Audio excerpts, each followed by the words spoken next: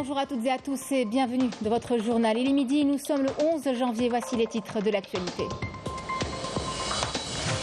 CHAN 2022, pour veiller à ce que tout se déroule dans les meilleures conditions, une réunion par visioconférence est tenue en présence du ministre de l'Intérieur, de celui de la Jeunesse et des Sports et des walis des 4 villes concernées.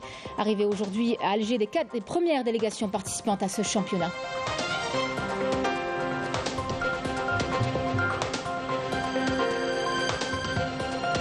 Et pour la réussite de cet événement sportif très attendu, les journalistes algériens sont appelés à donner le meilleur d'eux. Les moyens sont là. L'exemple ce midi à Constantine où l'Algérie Télécom facilitera leur travail via un réseau internet de très haut débit.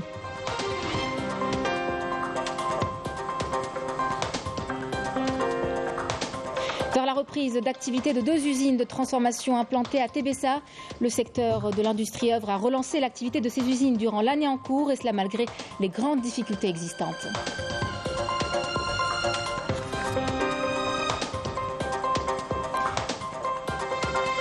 Coup d'envoi aujourd'hui des festivités officielles de Yenayer, le nouvel an Mazir à Gherdaya. Un riche programme culturel a été établi.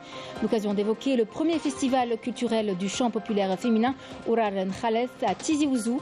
Il vise à préserver et perpétuer ce type de chant féminin pratiqué dans plusieurs régions du pays. Mesdames, Messieurs, bienvenue à vous. Nous ne sommes plus qu'à 2 jours du début du championnat d'Afrique des Nations.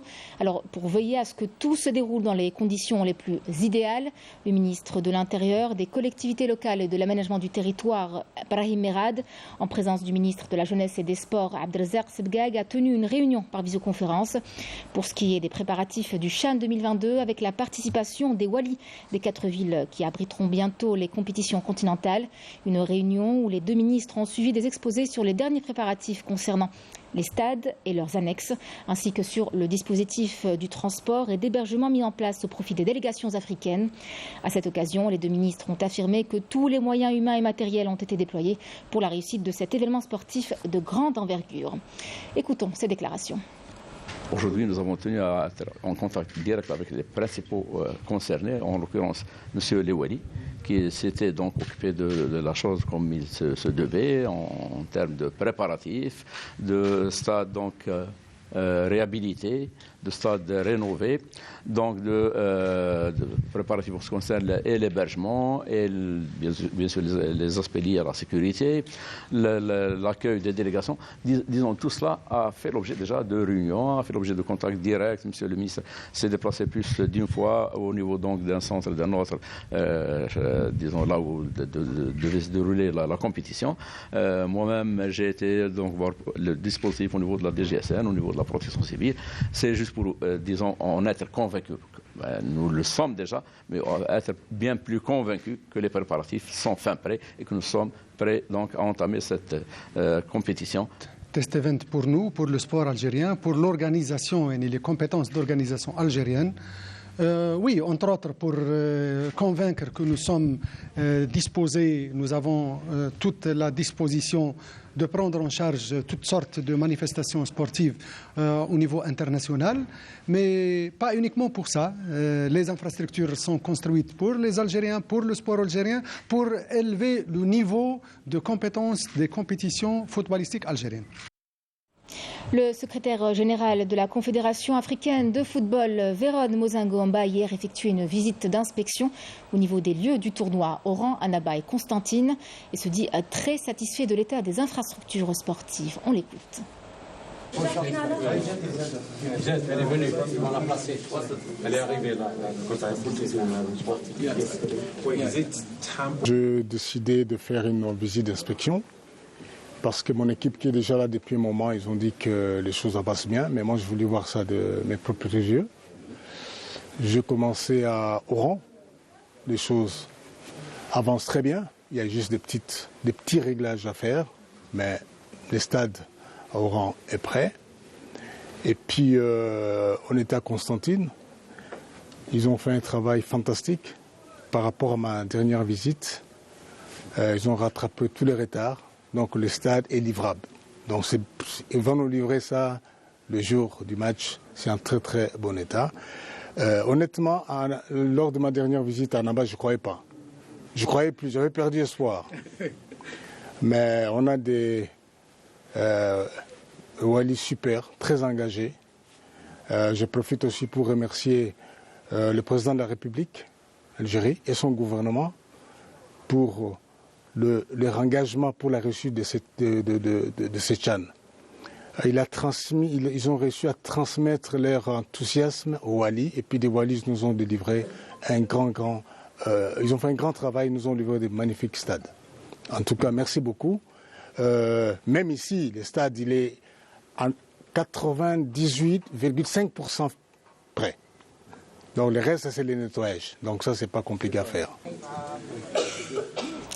La sélection nationale des joueurs locaux à Prime poursuit sa préparation au Centre technique national de Sidi Moussa à Alger en vue de sa participation au championnat d'Afrique des Nations de football. Une de nos équipes a recueilli les propos de quelques joueurs de l'équipe à Prime. Je vous propose de l'écouter. Les préparatifs se déroulent dans de bonnes conditions. Avec le staff, on travaille sur les détails.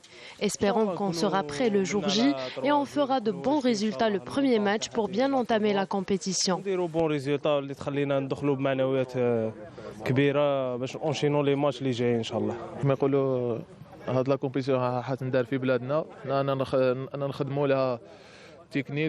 Nous nous préparons pour ce CHAN qui va se dérouler dans notre pays.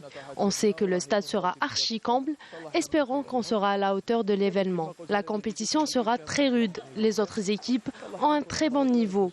Par rapport à ma blessure, alhamdoulilah, je me suis rétablie et là, je travaille pour être prêt le jour J.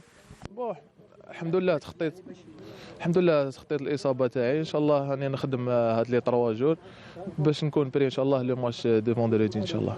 L'ambiance déjà au sein du groupe elle est top. Tout le monde s'entend très bien, on travaille bien ensemble, tout ça, il n'y a pas de souci, il y a une cohésion, ça fait un moment qu'on travaille ensemble. Maintenant c'est le début d'une grande compétition, c'est chez nous. On a beaucoup de fierté à donner à notre peuple, au public, aux supporters, etc. Donc on espère être à la hauteur de tout ça. Mais sinon on travaille dans la sérénité, on essaie d'être confiant. Le coach il nous donne tous les conseils qu'il faut pour bien entamer une grande compétition et Inch'Allah tout va bien se passer. Et puis sachez que pour son grand retour à la compétition africaine, l'Algérie est logée dans le groupe A, dont les rencontres auront lieu au stade de Balakré à Alger le 13 janvier en compagnie de la Libye, de l'Éthiopie le 17 janvier et du Mozambique le 21 janvier. Et pour la réussite de cet événement sportif très attendu, les journalistes algériens sont appelés à donner le meilleur d'eux. Les moyens sont là. À Constantine, par exemple, Algérie Télécom facilitera leur travail via notamment un réseau Internet de très haut débit. Malika Belal. Le CHAN 2022, ce rendez-vous sportif important, sera une nouvelle occasion pour la presse nationale de véhiculer la véritable image de l'Algérie. Notre rôle aujourd'hui est très important pour promouvoir cet événement qui est le CHAN. Les journalistes ont la responsabilité d'informer les citoyens sur l'importance de cet événement qui apportera un soutien puissant à la candidature de l'Algérie pour abriter le championnat d'Afrique des Nations 2025. Algérie Télécom de la wilaya de Constantine a mobilisé 50 agents entre ingénieurs et techniciens afin de faciliter le travail des journalistes conformément aux règles de la CAF. Le stade de Constantine a été raccordé au réseau Internet de très haut débit. Ce petit coffre est composé d'un transformateur high switch qui compte 48 ports USB destinés aux journalistes et caméramans. Nous avons également des points d'accès pour le Wi-Fi pour 100 utilisateurs. Donc on a dispatché 27 bornes Wi-Fi, on n'a rien laissé au hasard, plus de 300 prises. Le réseau LAN, où le journaliste il peut se connecter avec un haut débit pour la transmission TAO. Le stade du Chahid Hamlaoui, équipé de fibres optiques, est également doté d'équipements modernes qui facilitent le travail des journalistes, notamment en termes de connexion Internet et de retransmission en direct. Sous le haut patronage du président de la République, le coup d'envoi des festivités officielles de Yanayer, le Nouvel An Amazigh, a été lancé aujourd'hui à Gherdaya. Un riche programme culturel a été établi, un programme de célébration sur 2 jours, aujourd'hui et demain. Démonstrations folkloriques et artistiques de rue, expositions mettant en avant les traditions, le patrimoine, la profondeur historique de cette fête ancestrale et le savoir-faire local, ainsi que des conférences sur la culture amazigh dans les manuscrits sont prévues.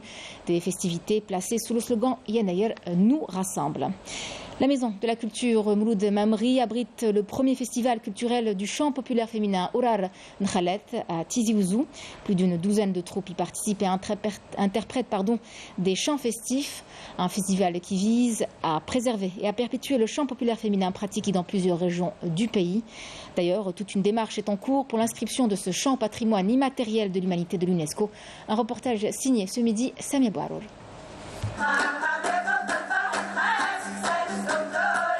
Ces femmes réunies ici interprètent Ourar Nkhalet, un chant féminin et un patrimoine à sauvegarder. Ces femmes chantent l'amour, la joie et l'espoir. L'Ourar Nkhalet ou le chant féminin de manière particulière avait peut-être son milieu naturel qui était la société traditionnelle. Allait-il survivre dans la société contemporaine ? Eh bien, si, il a survécu. Il a survécu grâce à des rencontres avec des techniques et des technologies, c'est-à-dire le disque, le phénomène radiophonique, maintenant le phénomène numérique, etc. Ce qui fait que ça a pu sauver, tout en l'adaptant peut-être au temps, etc. Mais c'est formel et pas fondamental. On a pu ainsi faire en sorte que des femmes qui sont totalement autodidactes, musicalement parlant, etc., comme Leia Mina, Leonissa, Lazina, qui dès 1923 à 24 ont porté ces genres de chants. Ourar Nkhalet a commencé dans une période où l'art était restreint et où les femmes aussi interprétaient des chants populaires. Entre elles, elles ne s'exposaient pas sur scène. L'importance de ce chant, un chant qui est en relation ou qui exprime des sentiments, des traditions, des valeurs, une histoire commune, une mémoire collective, des événements particuliers qui ont touché le pays, donc qui ont touché la femme d'une manière particulière. 2500 émissions ont été enregistrées de 1948 à 90 grâce au dévouement de Nkhalet. Après la Deuxième Guerre mondiale, il y a eu la création des programmes radiophoniques de la chaîne Kabyle. À ce moment-là, elles ont eu un studio, elles ont eu un espace, elles ont pu ramener d'autres femmes et il y a eu, j'allais dire, une espèce d'éclosion du phénomène. Ces femmes se sont investies pour la transmission et la préservation de ce patrimoine immatériel. Un festival a été lancé en l'honneur de ces troupes venues de différentes régions de la Kabylie et qui ont pris part pour interpréter Ourar, qui enveloppe toutes les formes d'expression que la femme interprète, à l'exemple d'Eshwiq. La forme d'expression pour elle, il y a l'Eshwiq, l'Ahiha, le Islan, Isli, etc. Tout ça, c'est des variantes de ce qu'on appelle la complainte et la chanson, j'allais dire, libre. C'est des airs a cappella, évidemment, etc. Il y a un projet d'inscription d'Eshwiq comme patrimoine mondial de l'humanité qui est porté, bien entendu, par le ministère de la Culture à travers le CNRPH. Ce festival vient aussi pour rendre hommage aux pionnières du chant populaire féminin. Parmi les descendantes, Djida Samchtohf. Ces grandes dames-là, moi j'ai vécu avec elles toute mon enfance, ce qui fait que je n'ai que de bons souvenirs d'abord. Et c'était de très grandes dames dans la chanson. La chanson Ourar, tout ce qui était fête, tout ce qui était... Et ces femmes-là exprimaient tout ce qu'elles ressentaient, aussi bien dans les chouirs que dans les chansons. Leonissa, Leia Mina, Lazina, des chichettes qui ont créé Ourar Nkhalet en 1924. Un parcours de combattantes où ces femmes ont tout fait pour préserver ce patrimoine. Aujourd'hui, grâce à elles, les femmes se produisent sur les planches des salles de spectacle pour s'exprimer. à travers cet art ancestral et joyeux.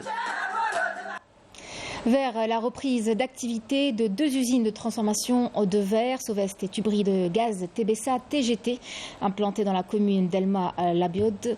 Le ministre de l'Industrie, Ahmed Zardal, a précisé que son département œuvre à relancer l'activité de ces 2 usines durant l'année en cours, et cela malgré les difficultés rencontrées. Yamina Saïdi. La relance des infrastructures économiques en difficulté, un nouveau défi à relever en 2023.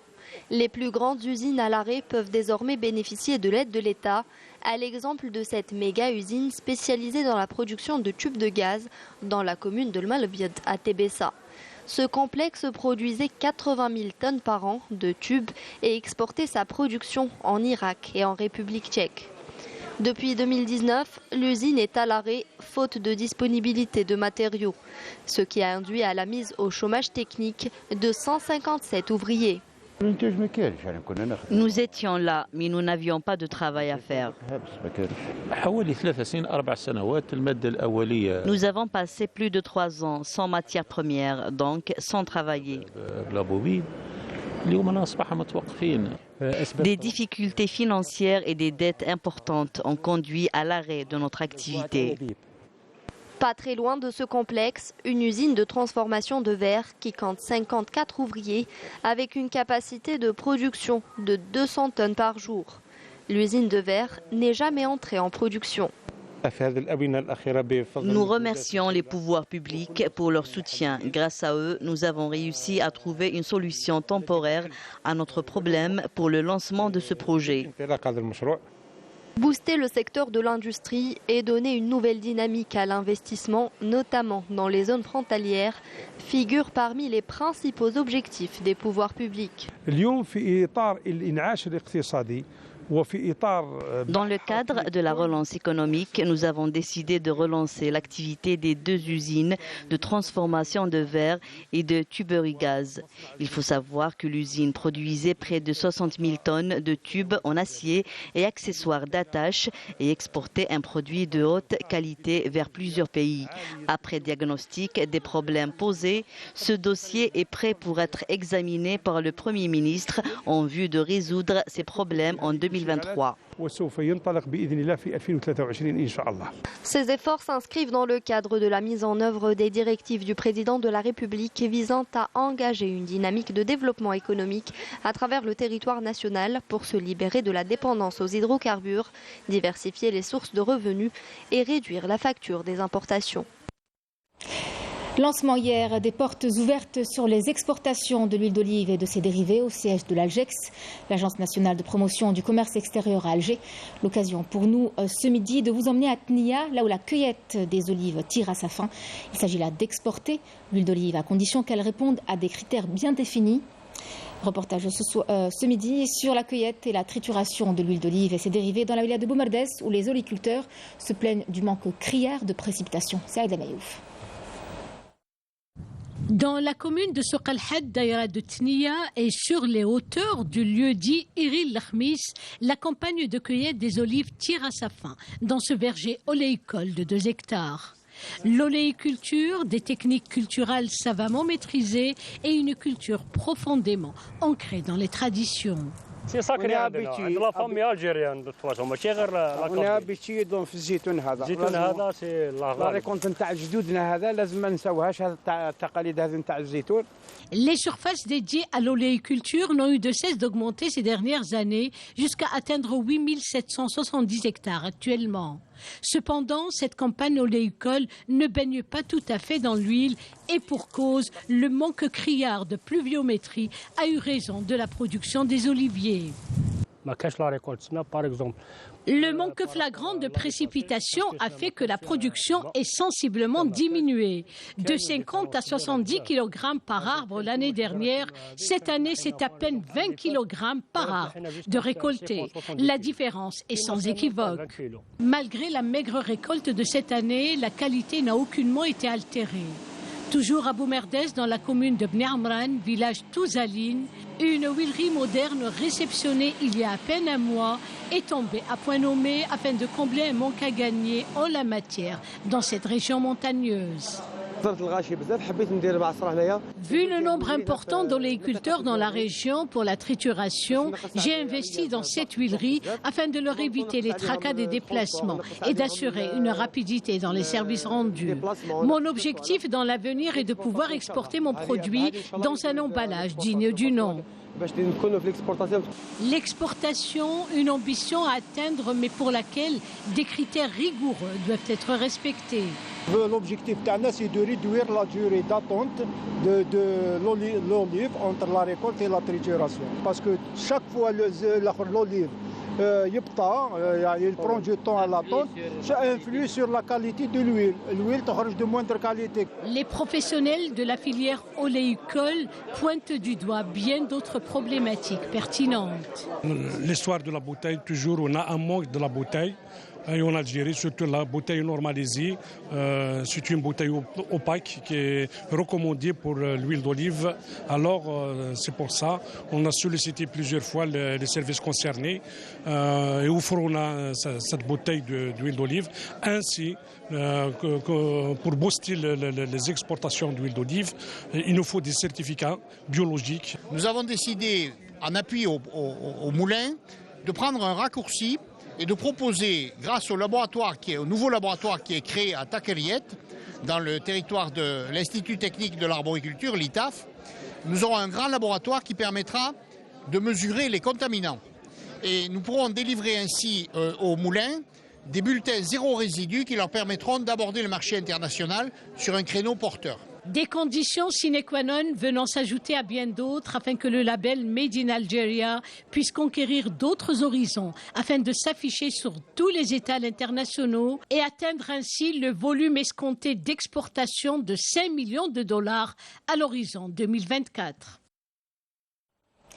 Et on passe à ce communiqué du ministère de la Défense nationale. Dans la dynamique des efforts soutenus de la lutte antiterroriste et contre la criminalité organisée multiforme, des unités, des détachements aussi de l'armée nationale populaire ont exécuté durant la période du 1er au 10 janvier plusieurs opérations ayant abouti à des résultats de qualité qui reflètent le haut professionnalisme, la vigilance et la disponibilité permanente de nos forces armées à travers tout le territoire national. Dans le cadre de la lutte antiterroriste, des détachements combinés de l'ANP ont arrêté 13 éléments de soutien au groupe terroriste dans des opérations distinctes à travers le territoire national, tandis qu'une casemate et 10 bombes de confection artisanale ont été découvertes et détruites par d'autres détachements de l'ANP à Djelfa, Sétif, Boumardes et Tipaza. Dans le cadre de la lutte contre la criminalité organisée, en continuité des efforts soutenus visant à contrecarrer le fléau du narcotrafic dans notre pays, des détachements combinés de l'armée nationale populaire ont arrêté, en coordination avec les différents services de sécurité lors d'opérations exécutées à travers les régions militaires, 124 narcotrafiquants et mis en échec des tentatives d'introduction d'immenses quantités de drogue provenant des frontières avec le Maroc, s'élevant à 12 quintaux et 65 kg de kif traité, tandis qu'1,5 kg de cocaïne et 483 485 comprimés psychotropes ont été saisis. À Tamanrasset, Borj Badi Mortar, Ingezem, Dianet et Tindouf des détachements de l'ANP ont intercepté 131 individus et saisi 58 véhicules, 319 groupes électrogènes, 177 marteaux-piqueurs, 6 détecteurs de métaux, 2 tonnes de mélange de pierre et d'or brut ainsi qu'une grande quantité d'explosifs, d'outils de détonation et d'équipements utilisés dans des opérations d'orpaillage illicite, alors que 43 autres individus ont été arrêtés et 2 pistolets automatiques, 25 fusils de chasse, 1000 cartouches, des quantités de denrées alimentaires destinées à la contrebande, à la spéculation, s'élevant à 141 tonnes, ainsi que 82 tonnes de tabac et 10 256 unités de diverses boissons alcoolisées ont été saisies lors d'opérations distinctes à travers le territoire national. De même, les gardes-frontières ont déjoué, en coordination avec les services de la gendarmerie nationale, des tentatives de contrebande d'immenses quantités de carburant s'élevant à 241 791 litres à Borj Badi Mortar, Souqahras, Al Taraf et Adrar. Par ailleurs, les gardes-côtes ont déjoué au niveau de nos côtes nationales, bien sûr, des tentatives d'immigration clandestine et ont procédé au sauvetage de 422 individus à bord d'embarcations de construction artisanale, alors que 276 immigrants clandestins de différentes nationalités ont été arrêtés à travers tout le territoire national. Fin de ce communiqué du ministère de la Défense nationale. Dans l'actualité, à l'étranger, au Maroc, la grogne sociale ne faiblit pas. Les mouvements de contestation populaire se succèdent et touchent désormais tous les secteurs. Cette fois, les Marocains ont exprimé leur mécontentement et leur indignation face aux actions et propos du ministre de la Justice, exigent son départ du gouvernement. Les manifestations, vous le savez, les manifestants n'ont pas fini de dire leur dernier mot face à la politique hasardeuse adoptée par le régime du Marzen au détriment des intérêts du pays. Marim Damis.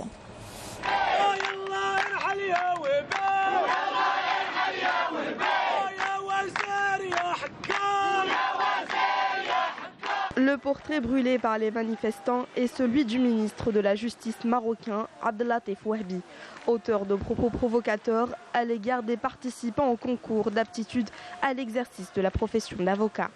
Alors que leur colère est loin de faiblir, celui qui est censé incarner la justice vient attiser leur haine en ajoutant de l'huile sur le feu. Abdellatif Wahbi, dont le fils a remporté sans surprise le dit concours, a tout simplement affirmé que son descendant méritait amplement sa réussite car son père lui avait payé des études à l'étranger. Les manifestants exigent le retrait de propos insultants et méprisants du ministre de la Justice et veulent sa démission. أننا في دولة رأسمالية بهذا المفهوم هذا ما دام أنه جاب هذا التصريح يعني ما غاديش نتسناو أنهم غادي يشوفوا لنا العدالة في البلاد والمساواة ما دام بأنه جاب هذا التصريح الجريء وبكل جرأة وبكل استفزاز ما شافش المشاعر ديال المغاربة وما شافش المشاعر ديال الآلاف ديال الطلبة الحاصلين على شواهد عليا. علاش هذه الحقرة كاملة؟ كنعبروا على الرفض ديالنا المطلق لهذه الممارسات اللا وطنية لا شعبية في حق أبناء الشعب ونندد على هذه الممارسات والخروقات اللي كتوقع في جميع المباريات واللي تسيدتها مباراة المحاماة الأخيرة ديال ربعة وجنبير. كما نؤكد أن على السلطات المغربية أن تفتح تحقيق في هذا الأمر وأن تقيل الوزير وهبي وزير العدل وزير اللا عدل مع المحاسبة. La liste des scandales du Marzen s'allonge, suscitant le ras-le-bol des Marocains qui veulent en finir avec le régime qu'ils qualifient de mafieux. C'était le journal de la rédaction. Merci à vous de l'avoir suivi. Tout de suite, votre journal météo avec Amel Haribi. Je vous retrouve à 19h pour l'édition du soir. Je vous souhaite une excellente après-midi sur Canal Algérie.